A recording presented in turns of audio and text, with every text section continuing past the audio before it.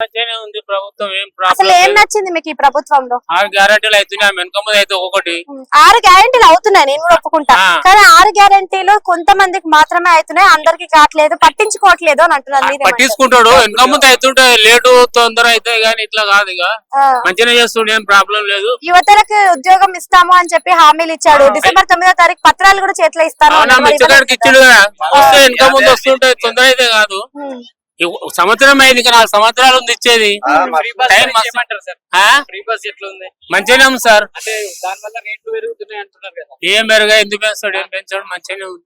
Free bus వచ్చిన కాడ నుంచి మగవాళ్ళకి సీట్లే దొరకట్లేదు, దానికి మరి ఏం చేస్తాం, ఇక అన్ని చదువుకోపోవాలి మనం. తీసేయాలి అని అంటున్నారు కదా. ఏం తీసేయాలి, 5 సంవత్సరాలు పట్టారు, 5 సంవత్సరాలు ఉంటది అది. ఇక్కడ తీసేది ఏం లేదు, ప్రజలకు మంచిగా సౌకర్యం వచ్చింది. ఇప్పుడే ప్రభుత్వం, ఇంకా 4 సంవత్సరాలు ఉంది, అవుతుంటది, తొందర ఏం లేదు సార్. అంటే కేసీఆర్ ప్రభుత్వం ఎందుకు నచ్చలేదు సార్? అరే అది పబ్లిక్ సార్, మన చేతులు లేదు. కేసీఆర్ ఒప్పుకున్నాడు, ప్రజల తీర్పు వహించాలి అన్నాడు, అంతే తప్ప ఏం లేదు.